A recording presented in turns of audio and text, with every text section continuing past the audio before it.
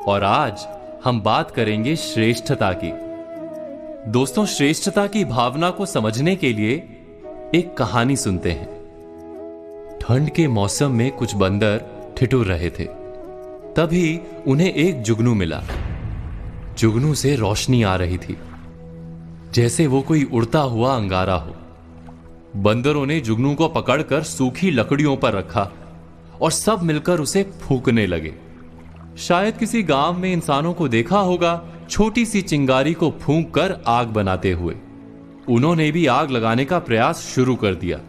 कुछ ही देर में जुगनू मर गया। उससे आ रहा प्रकाश बुझ गया। बंदरों ने दूसरे जुगनू को पकड़ लिया और फिर से फूंकना शुरू कर दिया। पास के पेड़ पर एक सयानी चिड़िया बैठी थी। बंदरों की मशक्कत देखकर चिड़िया ने बंदरों से कहा कि आप बेकार मेहनत कर रहे हैं। ये जुगनू है, चिंगारी नहीं। देखा नहीं मुझे जुगनू को खाते हुए? अगर ये आग होती तो मैं जल जाती। तुम सब बेकार मेहनत कर रहे हो। ये सुनकर बंदरों ने क्या किया होगा, विचार कीजिए। जब हमें कोई हमारी किसी भूल पर कोई निर्देश देता है तो हम क्या करते हैं? कर रहे हैं श्रेष्ठता की भावना पर। हम विचार कर रहे थे उन बंदरों के बारे में जो जुगनू को फूंक कर आग लगाने की कोशिश कर रहे थे। हम विचार करेंगे तो तुरंत जान पाएंगे कि हमारी भी आधी जिंदगी ऐसे ही कई प्रयासों में बीत जाती है। कोई आईने में अपना मुख देखकर अभिनेता बनने निकल पड़ता है। जीवन बीत जाता है मगर सफलता नहीं मिलती। कोई व्यवसाय करने का स्वप्न लेकर जीता है, नौकरी नहीं करता और दरिद्र रह जाता है। कोई जुए में लाखों जीतने का स्वप्न लेकर चलता रहता है और जीवन नष्ट कर देता है। क्या हम सब आग की आशा में किसी ना किसी जुगनू को नहीं फूंक रहे?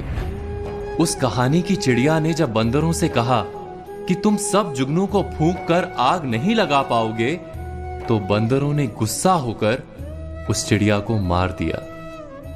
हमें भी जब कोई कहता है कि हम जिस स्वप्न को लेकर चल रहे हैं वो मिथ्या है, तो हमारा प्रतिभाव क्या ऐसा ही नहीं होता?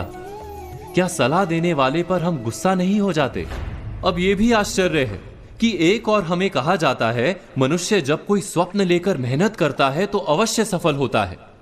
दूसरी ओर यह भी कहा जाता है कि सारे स्वप्न सफल नहीं होते। समय आने पर जुगनू और चिंगारी का भेद समझना आवश्यक है।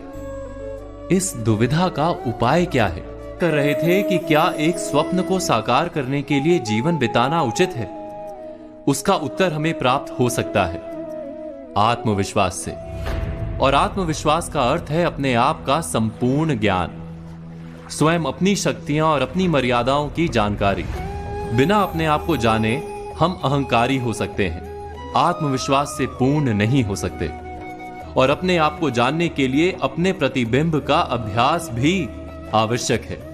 कहते हैं कि समाज से बड़ा कोई दर्पण नहीं, इसलिए समाज के आईने में दिखने वाले हमारे अक्स को देखना क्या जरूरी नहीं? विचार कीजिए।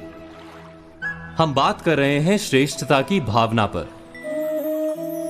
जो व्यक्ति यह कहता है कि उसे किसी के सुझाव की आवश्यकता ही नहीं, जो व्यक्ति यह मानता है कि उससे अधिक बुद्धिमान अन्य कोई है ही नहीं और उसके सारे फैसले 100% सच हैं, वही श्रेष्ठता की भावना है। इससे बंधा मनुष्य क्या वास्तव में अपने आप को जान पाता है? क्या उसके भीतर सच्चा आत्मविश्वास जन्म ले सकता है? कहानी के बंदरों ने चिड़िया को मारते हुए यही कहा था कि हम इतने बड़े और विशाल हैं, इतने ताकतवर हैं, हमें तुम्हारी सलाह की कोई आवश्यकता ही नहीं।